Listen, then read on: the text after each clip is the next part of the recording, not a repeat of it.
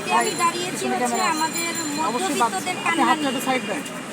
কারণ হচ্ছে যে আমাদের মধ্যবিত্তরা আমরা যারা দেখা যায় যে আমরা রিক্সা চালিয়েও খেতে পারি না, আবার আমরা ভিক্ষাও করতে পারি না, আমরা টিসিবি থেকেও মাল নিয়ে খেতে পারি না।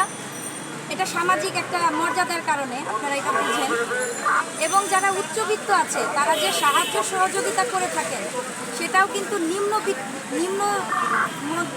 মধ্যবিত্ত বা একদম যারা নিম্নবিত্ত তাদেরকে। কিন্তু আমরা মাঝখানে মধ্যবিত্তরা একদম পড়ে গেছি যে এমন একটা পরিস্থিতিতে আমাদের কান্না শোনার মতন কেউ বাংলাদেশে আগেও ছিল না। এখন যে প্রায় 1.5 এবং 2.5 মাস ধরে যে আমাদের অন্তর্বর্তীকালীন সরকার এসেছেন দায়িত্বে, তারাও কিন্তু এখনো পর্যন্ত বাজার নিয়ন্ত্রণ করতে পারেন। তো আমি আজকে এর জন্যই দাঁড়িয়েছি যে আমাদের পকেট কিন্তু পুরোপুরি ভরে না।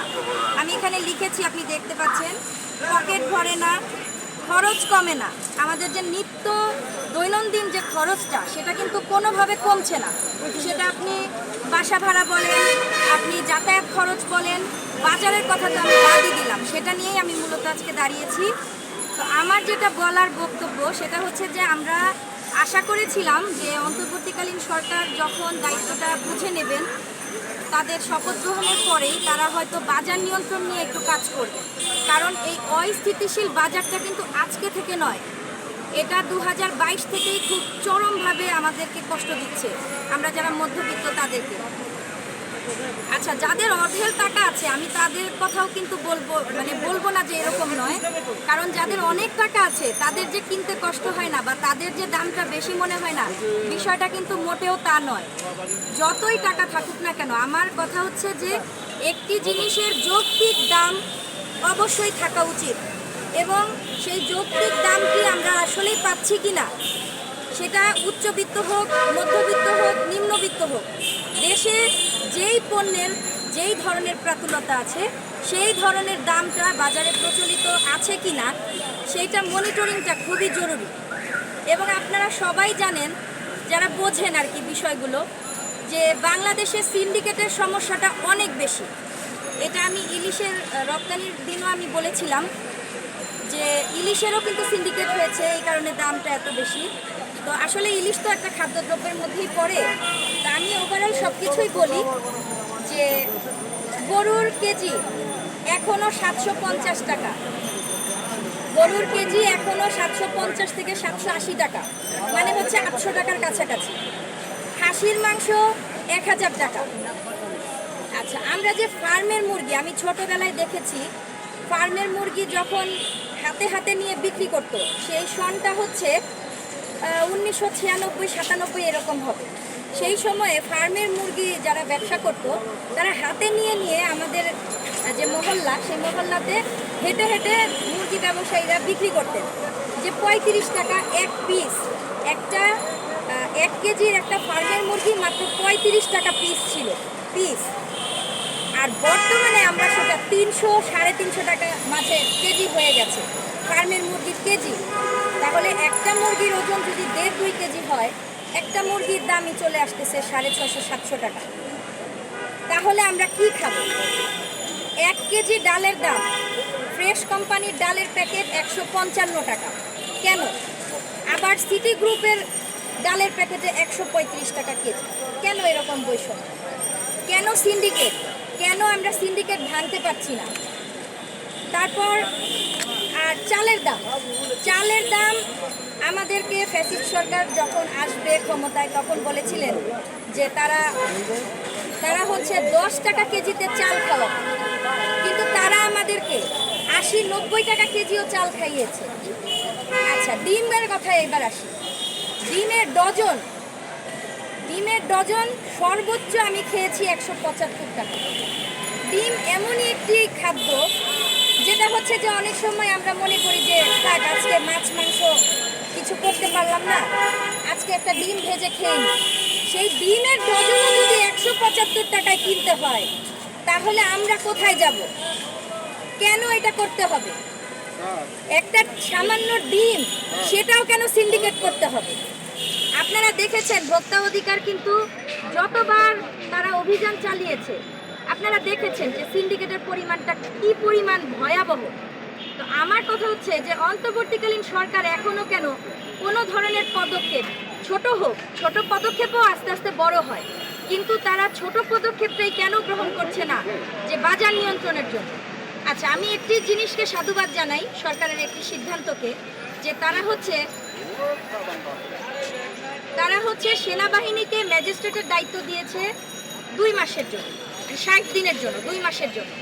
আমি বলবো এইটা আপনারা সারা জীবন রাখেন, এবং সেনাবাহিনীর এই ম্যাজিস্ট্রেটের ক্ষমতা যে দেওয়া হলো, তার পাশাপাশি যদি আমাদের সাধারণ জনগণ এবং আমাদের ছাত্র সমাজেরও প্রয়োজন হয় বাজার মনিটরিংয়ের ক্ষেত্রে, আমি বলবো সরকারের সেই আহ্বান দেওয়াটা অনেক জরুরি।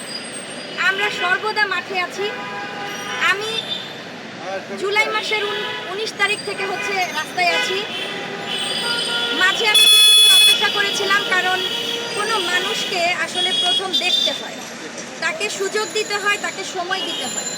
একজন মানুষকে যদি কথা বলার জন্য ডাক দেওয়া হয়, ডাকটা শোনা পর্যন্ত অপেক্ষা করতে হয়, যে সে শুনে ঘুরে তাকাবে, আমাকে জিজ্ঞেস করবে যে আপনি কি আমাকে ডেকেছেন।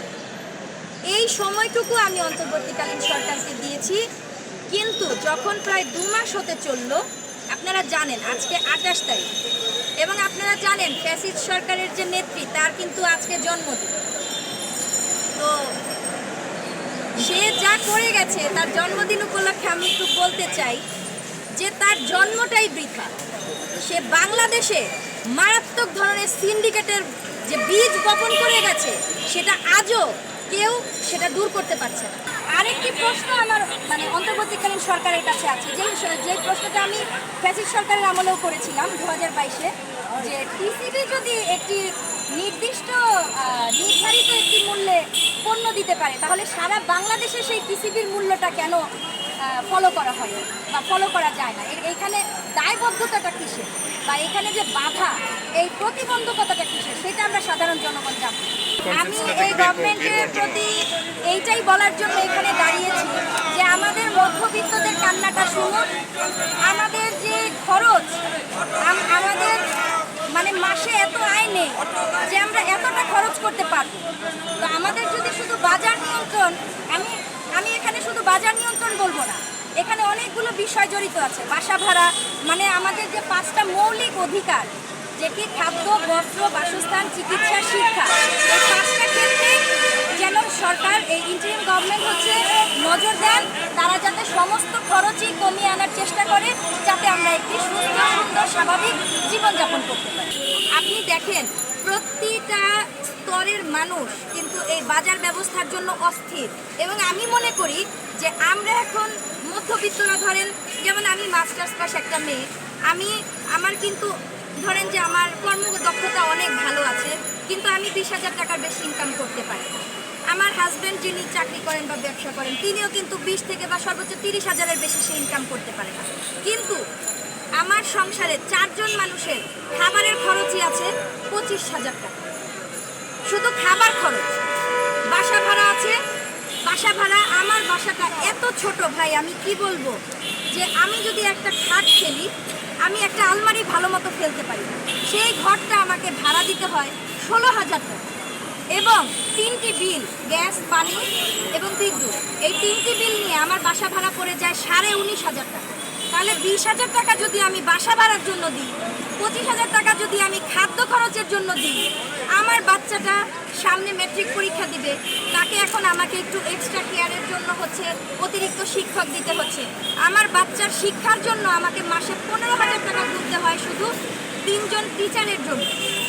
আর আদার্স যে খাতা পত্র, বই, এগুলো যে আছে, আমি মনে করেন এখন আমার তার পেছনে 20,000 টাকা খরচ আছে।